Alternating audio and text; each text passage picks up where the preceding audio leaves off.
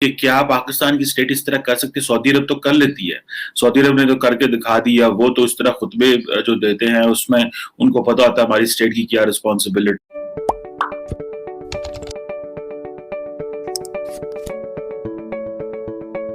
नमस्कार, न्यूज़ तड़का हिंदी में आपका स्वागत है। दोस्तों, आपको पता ही होगा कि कुछ दिन पहले जब सोनू निगम ने कहा था कि उन्हें सुबह सुबह अजान की आवाज़ से सोने में दिक्कत होती है और उन्हें यह एक रिलीजियस गुंडागर्दी ही लगती है।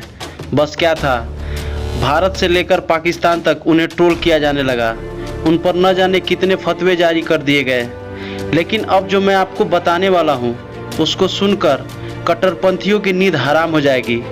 दोस्तों, सऊदी अरबिया ने एक और तगड़ा रिफॉर्म करने की तरफ कदम बढ़ा दिया है। हुआ यूं कि सऊदी अरब के धार्मिक मामलों के मंत्री शेख डॉक्टर अब्दुल लतीफ़ बिन अब्दुल अजीज अल शेख ने कहा कि सोमवार से सऊदी के जितने भी मस्जिद हैं उनके बाहर लगे लाउड स्पीकर से अजान नहीं होगी।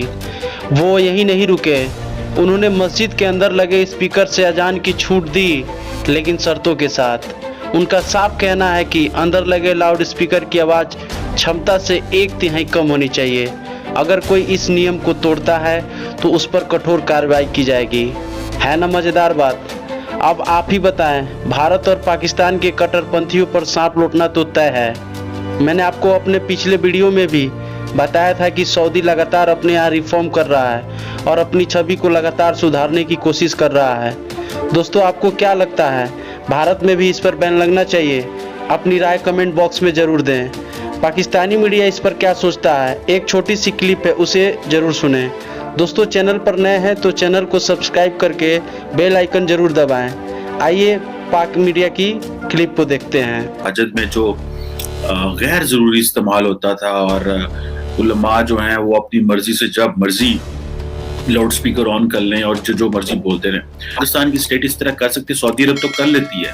सऊदी अरब ने तो करके दिखा दिया। वो तो इस तरह खुतबे जो देते हैं उसमें उनको पता होता है हमारी स्टेट की क्या रिस्पॉन्सिबिलिटीज और हमने क्या करना है। हमारे यहाँ पे सुन्नी, शिया, देवबंद, अहले हदीस, बरेलवी और ये सारे के सारे, और ये मानते भी किसी को नहीं है। और अबव ऑल जो इंटेलेक्ट होता है हमारे आलमों का या आलम दीन साहब का, जो स्टेज पे बैठे होते हैं, हमें नहीं पता उनका क्या इंटेलेक्ट है और उसके आगे कौन बैठा हुआ है। हो सकता है एक अनपढ़ बैठा हो सकता है एक पीएचडी डॉक्टर बैठा हो, एक मास्टर्स बैठा हो, एक इंजीनियर बैठा हो, क्या हो, लेकिन क्योंकि हालात इस तरह के हैं कि वो उस बंदे को खिताब करना है तो वो जो आगे बैठे हैं वो कोई भी हैं वो सुन लेते हैं। और नॉर्मली लोग आलम साहब की या मौलाना साहब की बात से डिसएग्री करते हैं, लेकिन क्योंकि उनके पास ये मनसब होता है तो खामोश रहते हैं कि भाई यार चलो अल्लाह ने इसको मनसब दिया हुआ है। अल्लाह ने मनसब तो चलो क्या देना था, बंदों ने मनसब दिए होते हैं। बंदे ही कहते हैं यार ठीक है इसको आलम को बना दो और हम इसको जो है वो इतने पैसे दे देंगे और ये एक चीज चल पड़ेगी। तो ये एक ऑब्वियसली एक चीज तो है। अब सऊदी अरब कह रहा है जी हम तो बैन कर रहे हैं, हम तो किसी को नहीं अलाउ करेंगे कि वो इस तरह जो है वो कर सके।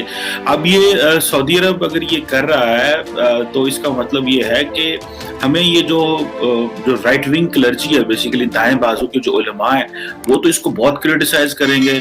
और सऊदी अरब में आपको याद है कि ये समझे कि लेफ्ट लीनिंग पॉलिसीज आ रही हैं जो कि प्रिंस मोहम्मद बिन सलमान वो कर रहे हैं। पाकिस्तान में यह है कि पाकिस्तान की जो पॉलिटिकल स्पेस है वो सारी की सारी डिवाइडेड है, क्योंकि ये सारे के सारे तकसीम है कई जगहों पे, क्योंकि इसको हाइब्रिड निज़ाम भी कहा जाता है। और हाइब्रिड निज़ाम से ये होता है कि ये सिविल और मिलिट्री मिल के चीज़ें चला रहे हैं, क्योंकि बहुत सारी फॉरेन पॉलिसी पे बहुत सारे जो एरियाज हैं वहाँ पे हुकूमत की कोई रिट नहीं है। फॉर एग्जाम्पल अफगानिस्तान को फौज ने देखना होता है क्योंकि बड़ी देर से लगे हुए हैं, देख रहे हैं।